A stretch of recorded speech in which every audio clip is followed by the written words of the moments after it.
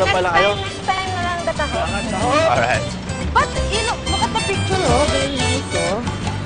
Next time, I will take you to Baguio, to La Union. Mukhang nag-enjoy talaga si Brad sa tour na ginawa ko, Dear Uge.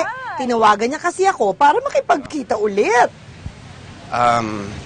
So, Francesca, thank you for seeing me again. No problem.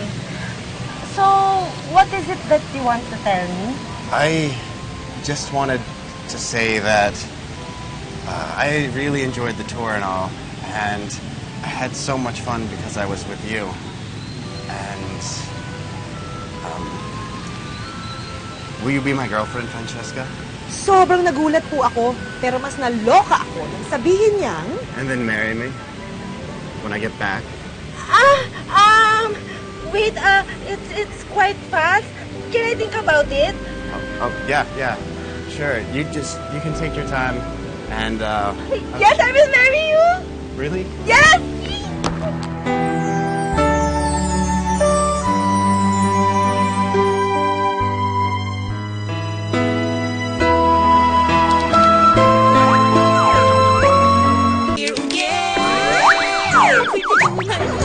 Puti, narinig mo naman si Iska, ha?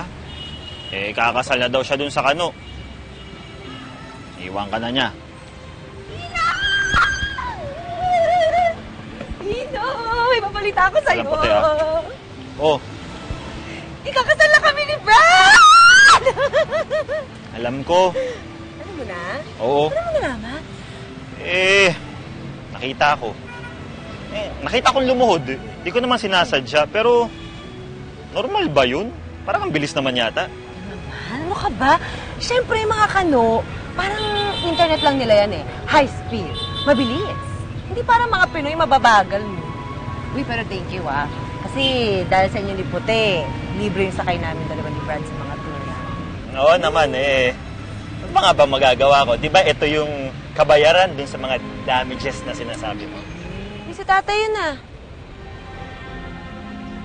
Oo Nalala ko nga. pa rin ng init-init. Tay! Tay! Kasi di ba sabi ko sa inyo, wag na kayong magtatrabaho. Baka mamaya maulit na naman yan, no? Nahilo kayo dahil sa sobrang init.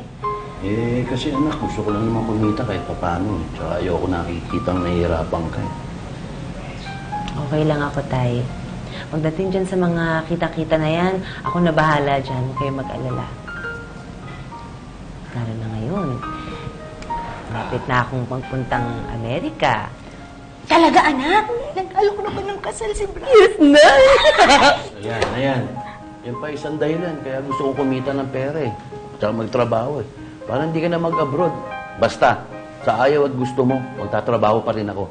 Tay, kung gusto niyo kong ituloy ang pagtitinda ng ice cream, gamitin niyo na lang ako si Puti. Ba? Salamat, Ino ah. Salamat naman. Bakit ba Puti ang pangalan ng kabayo mo? Kasi puti yung ano.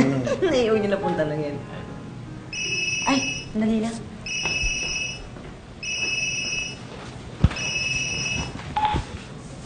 Hello, Brad?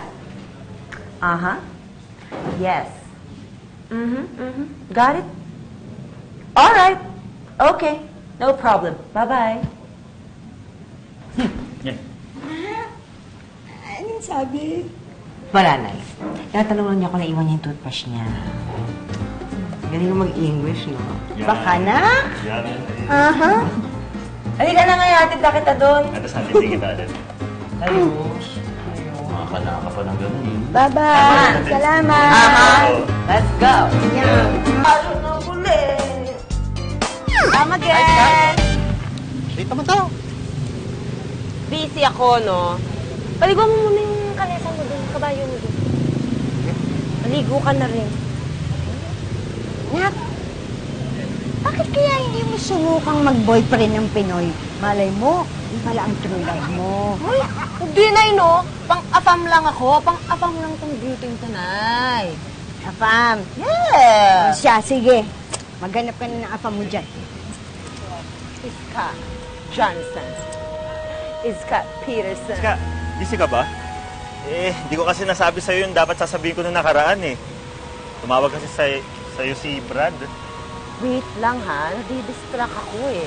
Ang gwapo mo ngayon, no? Teka, ano sasabihin mo? Sige nga. Gusto ko sanang ano eh. Teka lang, wait lang. Gusto ko sana magbanyo. Wait lang ha. Hihilang ako, saglit.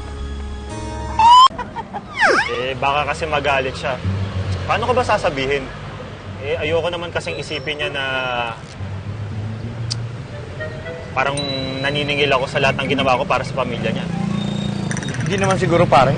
Maintindihan ka nun. Tsaka magkaibigan naman kayo eh. Parang alam ko na ang sagot kung bakit hindi ako nalungkot nang iniwan ako ni Brad, Dear Uge. Dahil yun kay Ino, gusto ko na rin siya.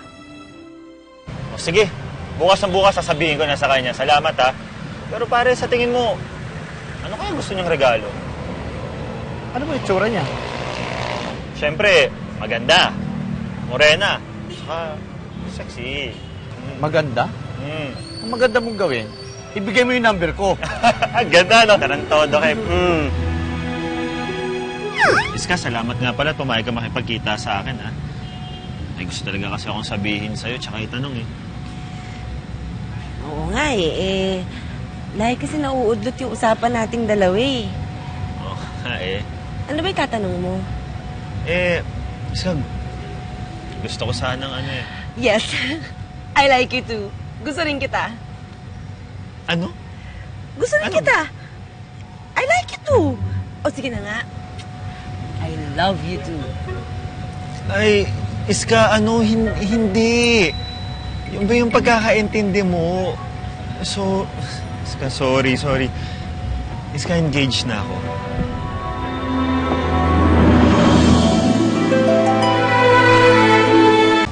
Sa totoo lang, ang gusto ko lang naman iwan sa inyo yung kalesa ko eh.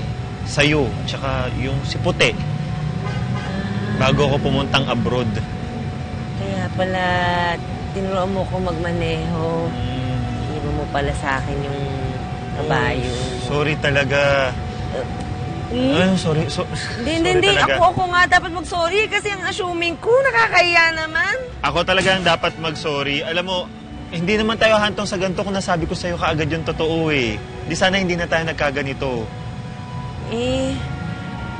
Sige, erase na yun ha. Huwag mo na alalahanin yung ginawa ko, yung mga sinabi ko. Basta, ano na lang plano mo? Kailan ka alis? Aalis ako 2 linggo mula ngayon. Inaayos na lang ako ng mga konting papeles. Kaya pala lagi ka nakabihis. Akala ko pa naman. Uy, sorry na. O sige na nga. Okay lang yun. Pumapayag na ako na iwanan mo sa akin si Puti. Talaga? Pamahal na naman sa akin yung kabayong yun eh. Yung amo lang naman niya yung di ako kayang mahal. Uy, akala ko ba okay na tayo? Sorry na. Sige na, sorry na, ha? Ang akala ko, pinakamasakit ng marinig yung salitang hindi kita mahal o yung break na tayo. Pero may masasakit na salita pa pala doon. At yun ay ang... Friends. Friends, Aray! Ang sakit ma-friend zone, Dear Uge. ayan ha, friends tayo ha. O, ayan tayo, friends tayo ulit.